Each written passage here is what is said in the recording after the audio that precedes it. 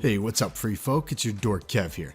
Today we are reviewing what we learned in the Game of Thrones prologue, the Book 1 prologue, which the opening scene to Season 1, Episode 1 is loosely based off of. After doing a full narration of this on the Bridge 4 Books channel, I realized that we may have gotten more evidence that the show Night King will show up in the books, and that he was the 13th Lord Commander of history and lore, the Night's King. It's a subtle hint, but it's definitely there, so let's check it out.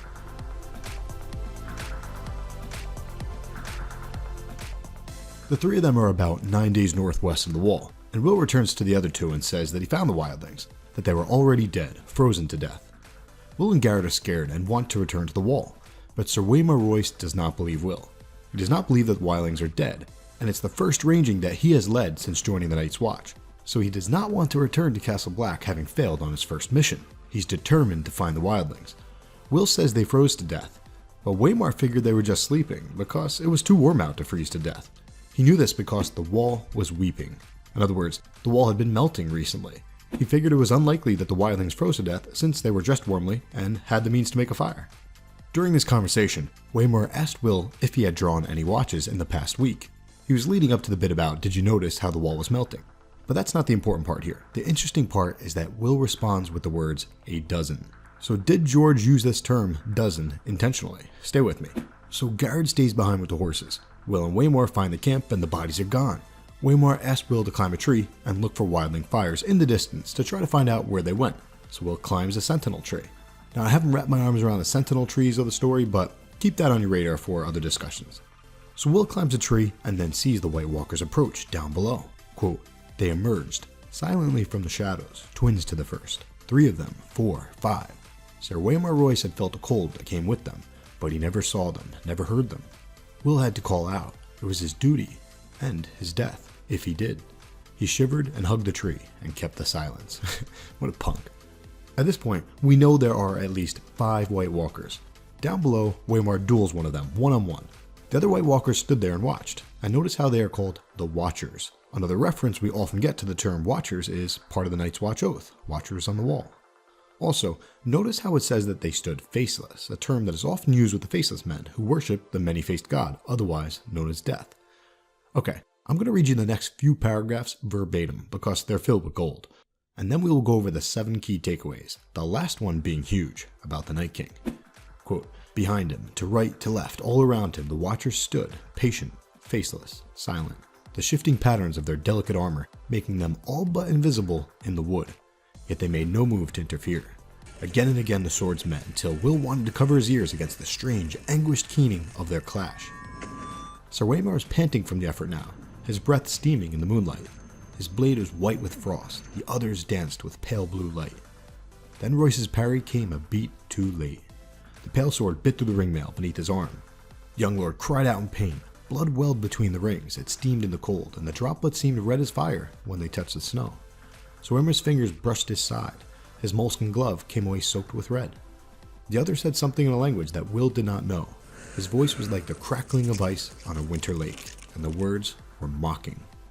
Sir Waymar Royce found his fury. For Robert, he shouted, and he came up snarling, lifting the frost-covered longsword with both hands and swinging it around in a flat sidearm slash with all his weight behind it. The other's parry was almost lazy. When the blades touched, the steel shattered. A scream echoed through the forest night, and the longsword shivered into 100 brittle pieces, the shards scattering like a rain of needles. Royce went to his knees, shrieking, and covered his eyes. Blood welled between his fingers. The Watchers moved forward together, as if some signal had been given. Swords rose and fell, all in a deathly silence. It was cold butchery. The pale blade sliced through the ringmail as if it were silk. Will closed his eyes. Far beneath him, he heard their voices, and laughter sharp as icicles. So 7 takeaways. Number 1. The White Walkers were all but invisible in the wood, a subtle nod to the theory that they blend into nature. They live in harmony with nature, whereas man cuts down the trees. Man destroys nature. Number 2. The sound of the White Walker's ice weapon on steel is something similar to what we heard when Longclaw saved Jon's life at Hardhome, a piercing sound. Number 3. Waymar's blood is described as, quote, red as fire, giving us our first hint at the concept of life fire, which is used in magic such as shadow babies and resurrections. Number 4. The White Walkers do speak. They have a language. It sounds like the crackling of ice. Their language is called Scroth. And it's worth noting that David J. Peterson, the man who developed the Dothraki and High Valyrian languages for the show, well, he also created a Skroth language, but it has not yet been used in the show. Number 5. The White Walker's weapon can shatter ordinary steel.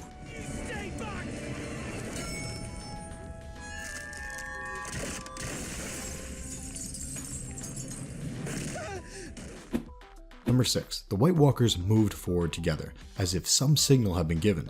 So they might be part of a hive mind, meaning there might be someone like the Night King behind the scenes calling the shots, warging them all.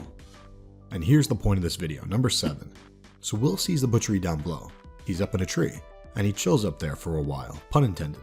He eventually climbs down, and when he checks Waymar's body, he notices a dozen slashes, suggesting that there had been 12 White Walkers down there. We knew he saw at least 5, but this is pretty good confirmation that there were 12. Where else do we see that number?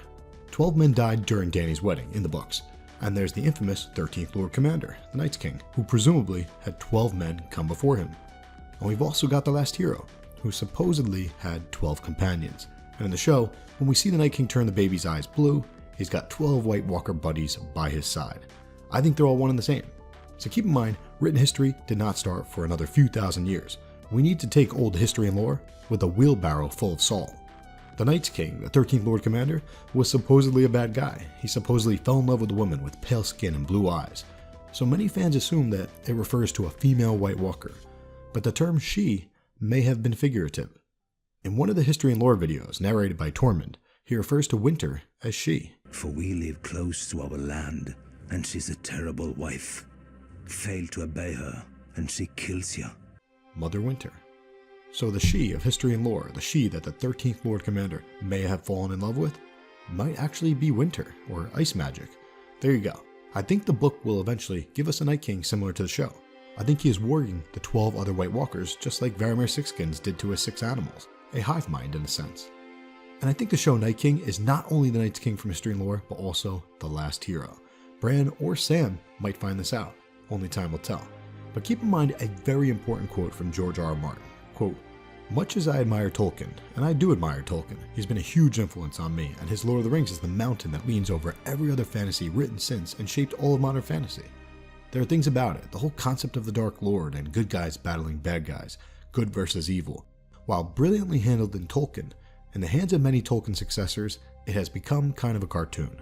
We don't need any more Dark Lords. We don't need any more, here are the good guys, they're in white, there are the bad guys, they're in black. And also, they're really ugly, the bad guys." So, unless the show is taking a huge turn from the books, I think it is very unlikely that the White Walkers are pure evil. Sam or Bran will find something out in Season 8 that sheds a different light on them.